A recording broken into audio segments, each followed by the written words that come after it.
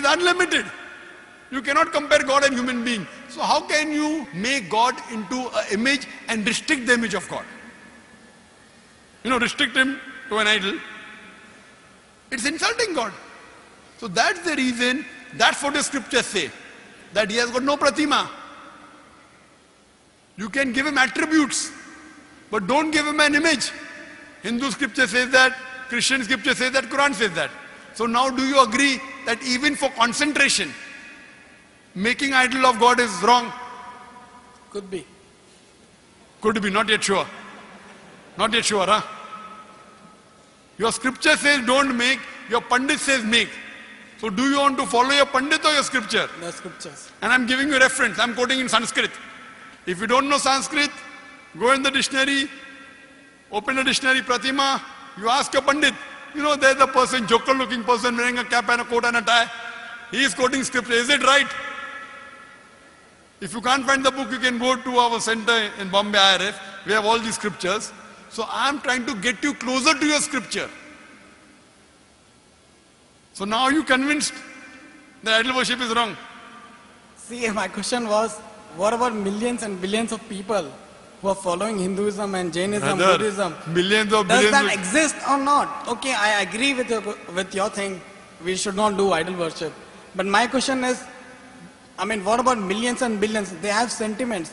They follow so much. So does that structure exist or it doesn't exist? The structure exists, but it is wrong structure. The structure what So you mean to say everybody should follow Allah? And Not everybody Allah. converts to Islam? Everyone should follow the Creator. See, But then, why don't you say mention Allah. only Allah? Why Because- can't we say God? Why can't we preach very- more about peace, love, Very- humanity? Very good. Why don't Rather I, than we talk about Hinduism. why don't I say God? I'll come to it. We'll come one by one. One question at a time, no problem. My plane is early in the morning, so I can stay. Why not call God? You know why? Because God can be played around with. Allah cannot be played. If you add S to God, it becomes God's. There's nothing like plural Allah. Qul huwallahu ahad. Says Allah one and only. If I add D-E-S-S to God, it becomes goddess, female God. There's nothing like male Allah, female Allah. You cannot play mischief with the Arabic word Allah. You can play mischief with the English word God.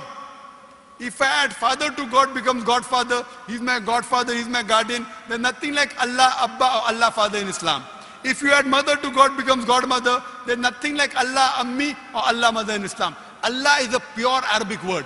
You cannot play mischief. Same way, Khuda. You can make Khudadar. Ishwar becomes Parmeshwar. All these words can be played around with. You show any other word which cannot be played around, I will use it, no problem. It should not go against the definition of Allah subhanahu wa ta'ala. I am saying in Arabic, but when I speak to non-Muslims, I sometimes use God. Knowing very well that God is not the appropriate translation of Allah. But while translating even in Shahada, I am using the word God. Knowing very well it is not the correct definition. You are talking about, what about the millions and billions of people? Do they have the structure right? Brother, millions will come later on. I am bothered about you first. I am bothered about Rajesh. The million people, God will tell me when you met Rajesh. Why didn't you speak to Rajesh? Million people will come to later on. Whether right or wrong. Fine. I am asking you, brother. I am bothered about you. I am concerned about you because I love you. Thank you, thank you. So I love you, therefore I am asking, are you convinced idol worship is wrong? Yeah, I did say yes. Yes, very good. Are you convinced that the last and final messenger is Prophet Muhammad, peace be upon him? According to your scripture. See, I don't have much knowledge, whatever, I listen more to you. I've read about your books. You listen more to me than your scriptures. No. I've read many scholars, I hear them, their cassettes, their videos. So I'm a little confused, I don't know whom to believe, whom not to believe. But there are millions and billions of people, So I don't know whether, I'm born in Hindu family. So it's very difficult to, to transform or to convert or to change. But I was just confused, because you always have seen that with examples of Gita and our books, you try to prove that there is Allah and there is Prophet Muhammad, peace be upon him. So I was just confused. What about us then? What we are praying at? Are we praying wrong way or what? Or we just have to, follow you, what you say. Don't follow what I am saying, follow what God is saying. In your scripture, there is something like Danda Namaskar, you know. There's something like Shashtang. You know Shashtang? Shashtang in Sanskrit means 8 parts of the body. So the right way to pray in Hinduism is touching the 8 parts of your body. You know, in Islam, our beloved Prophet ﷺ said that when you do sujood, you touch your forehead, you touch your nose, you touch your 2 hands, your 2 knees, and the 2 ball of the feet. 8 parts. In your Hindu scripture also, the real way to pray is Shashtang, touching the 8 parts of your body. Don't get confused. I am giving you from your scripture. I want to remove your confusion. I am asking, when your pandits speak, tell them, go and check up. Don't just follow me blindly. You say you listen to my speeches, you feel the speeches are logical. So when it is logical, when you go to school teacher tells you 2 plus 2 is 4, she convinces you agree. So sir, when both the books are saying same, both the religions are saying the same. So why can't we speak about peace and love rather than talking about one religion? That's what I'm talking about, peace.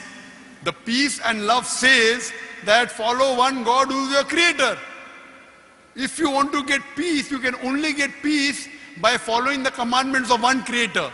Though the religious books are different, what I'm trying to point out the commonalities. I'm not criticizing Hinduism, I'm not criticizing Christianity. I can give a bigger speech of differences between Hindu scriptures and Islamic scriptures.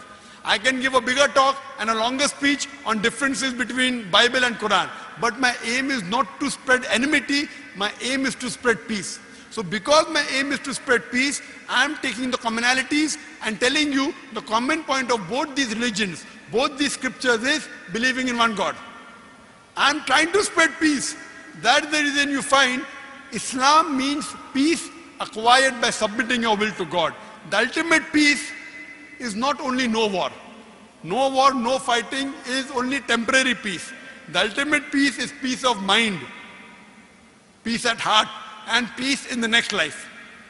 What I'm trying to propagate is not only peace in this world, peace in the next life. That's the reason I'm trying to get all the different human beings and telling them, do little research, spend little time, try and understand who our creator is, try and submit your will to this creator.